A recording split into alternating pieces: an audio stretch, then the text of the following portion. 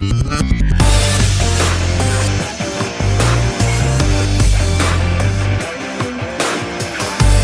la República Dominicana soy Ivonne Ferreras, hoy es miércoles 6 de enero, hoy es el verdadero Día de Reyes.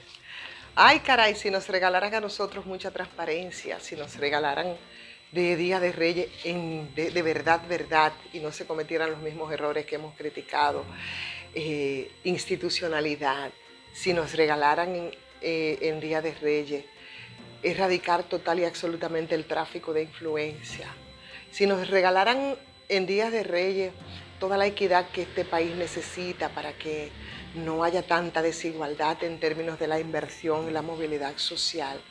Si nos regalaran todo eso, si nos regalaran lo justo, la verdad que sería una gran cosa. Si nos regalaran deponer tantas actitudes egoístas, si nos regalaran pensar un poquito en los demás, si nos regalaran hacer las cosas como Dios manda, en un país donde hay tantas situaciones por resolver. Y esto lo digo porque justamente hoy, cuando despunta el año, cuando vemos las informaciones, dos que nos llaman la atención y nos hace detener como puntos para un poco profundizar en ellos. Uno, lo que está ocurriendo en la Cámara de Cuentas. Ayer hacía una referencia ahí de refilón respecto a una serie de trabajos que mi colega Loida Peña en el periódico Hoy ha estado publicando, desnudando una realidad que todos conocíamos, se conoce desde siempre, desde que se hizo esa entidad y empezó, o no que se hizo esa entidad, de que esa entidad empezó a funcionar como traje a la medida de las pasadas autoridades, develadas incluso por sus mismos jueces de manera vergonzada, cuando ante el Senado el propio presidente había dicho que él estaba imposibilitado de, por ejemplo, hacer las experticias necesarias en instituciones que, como el todopoderoso PLD, manejaba todos los recursos que quería, a la discreción que quería, y si se tenía que cumplir con el mandato de la fiscalización de esos recursos, que son los que le asignamos nosotros de nuestras costillas a los partidos políticos, no se podían fiscalizar. Simplemente ellos se oponían y entonces al final del día, ¿en qué se convirtieron, señores, todo lo que tienen que hacer precisamente la Cámara de Cuentas? ¿En qué se convirtieron las auditorías? Bueno, las auditorías simplemente se convirtieron en una especie de traje a la medida. Auditorías a la carta, que era lo que se solicitaba y era lo que se podía hacer. Hoy, Margarita Melenciano se denota como un muro de contención, tal cual titula el periódico Hoy, en la Cámara de Cuentas. Y ahí ese trabajo de Loida habla precisamente de que la PETCA interrogaría hoy justamente a Margarita Melenciano porque empezó a revelar toda una serie de irregularidades y manejos que se estaban realizando.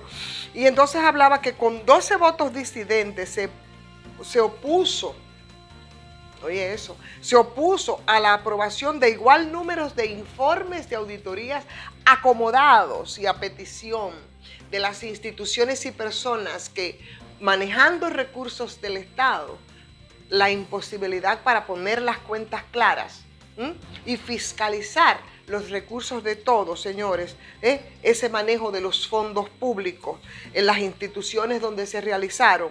Así es, dice ella que hubo, óyeme, 12 auditorías con observaciones de la señora Melenciano, una persona, como decía un amigo ayer, me refería, cuadrada, ¿verdad? Cuadrada en el sentido de la resiedumbre de su carácter y de la honestidad, porque así te dice, ¿no? De enfrentar ese tipo de situaciones en un gobierno que concentró todos y absolutamente todos los poderes, pero que en este caso, como en otros, Danilo Medina y su grupo no se daban cuenta de estos malos manejos que se estaban realizando, ni cómo ellos mismos crearon instituciones como la Cámara de Cuentas a su medida. Eso en lo que tiene que ver con las pasadas autoridades. Les convido a que le den seguimiento a lo publicado por Loida. Ya es una tercera entrega respecto a cómo se manejaban las cosas en una Cámara de Cuentas que tú no sabes a quién cuenta, ni para qué sirve o servía la Cámara de Cuentas, que nos fuese para hacer simplemente auditorías a la carta de gente, de instituciones que con el dinero de nosotros, pues simplemente solo acumularon. Y ahora resulta, señores, que otra información que merece también que profundicemos un poquito más en ella, pasando, claro está, por el tema de la designación de Jaime Marte Martínez en el Consejo Nacional de Drogas.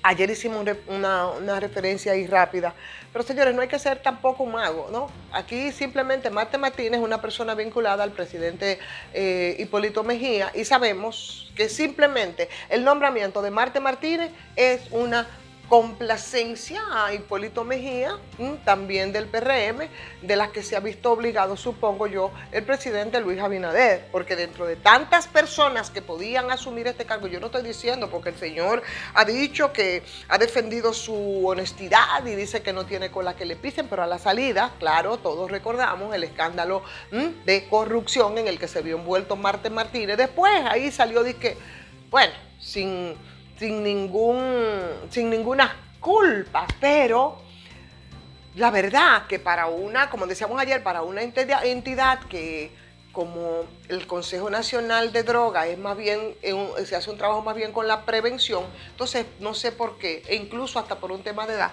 tenía que ponerse a Jaime Marte Martínez. Bueno, sí lo sabemos, simplemente son gente de Hipólito Mejía y son situaciones ahí internas del PRM, lamentablemente. Los otros, señores, la nómina de la sede, se dispararon y se incrementaron en medio de la crisis económica. Eso sí es un tema bastante grave.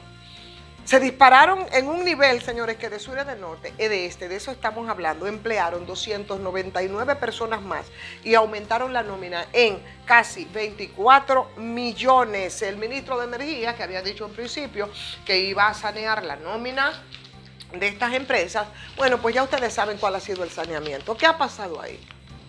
Esa es la gran pregunta. ¿Qué ha ocurrido entonces con las sedes? EDES esta que de las que se dicen que tienen pérdida. EDES que están concentradas precisamente en el Ministerio de Energía y Minas. El señor Antonio Almonte, que es el que tiene, ¿verdad?, el control, por supuesto, y la responsabilidad del manejo y el movimiento de todas las sedes, suponemos que tendrá que referirse a este tema y decir qué es lo que pasó ahí. Técnicamente se necesitaba que se aumentara la nómina y se abultara la nómina de esta manera. Técnicamente era necesario, cuando se había dicho o incluso documentado que al contrario, había que bajar incluso la cantidad de empleados. ¿O es simplemente un tema administrativo, clientelista y de complacencia a compañeritos del partido? ¿O es simplemente un tema de politiquería barata? Pero no, por favor. Eso yo creo que no podríamos nosotros atribuírselo a una persona como Antonio Almonte, que mantuvo una actitud bastante crítica frente a manejos de este tipo, precisamente en un sector que siempre ha sido muy vulnerable en términos de la corrupción. Al punto que hemos dicho que el tema aquí eléctrico se ha manejado como una especie de tinglado mafioso. Pero Toñito Almonte llevó la voz cantante, con todas las denuncias en torno al tema eléctrico y Punta Catalina, un técnico a carta cabal. Y una persona tanto se muestra lo contrario con una probidad que no se discute. Entonces, Toñito, ¿qué pasó ahí? O sea, se le están yendo las cosas de control. Sabemos que se cuecen habas. Y sabemos que incluso en el mismo Ministerio de Energía y Minas había situaciones terribles. Con gente, wow, unas asesorías, ya ustedes saben, estrambóticas y extravagantes de todo el dinero del mundo, simplemente para que gente de manera parasitaria cobraran en esas instituciones como en muchas otras. Pero también sabemos de personas que han dicho de manera oficiosa que también en esta administración esas mismas prácticas cuestionables se trataron de repetir con las mentadas asesorías e incluso en el área en la que trabajamos nosotros, en el área de comunicación. Una práctica muy socorrida, tan llevada y traída que casi tenía visos de legitimidad como parte del manejo infeliz de los recursos del Estado. ¿Habrá ocurrido lo propio?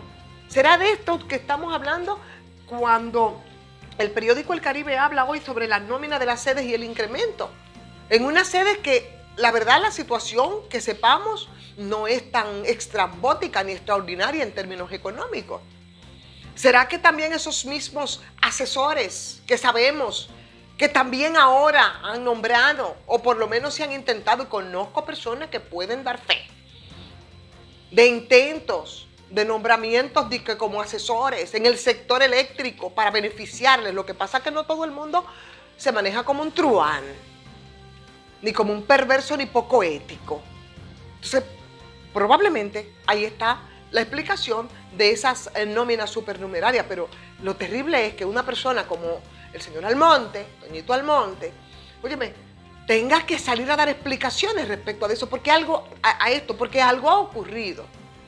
Y esperemos que simplemente sea parte del trabajo que se ha estado haciendo para sanear, como él había dicho, aunque según Diario Libre, de lo que estamos hablando es de un incremento de casi 24 millones en los últimos 3 meses, que ya es gestión del Partido Revolucionario Moderno.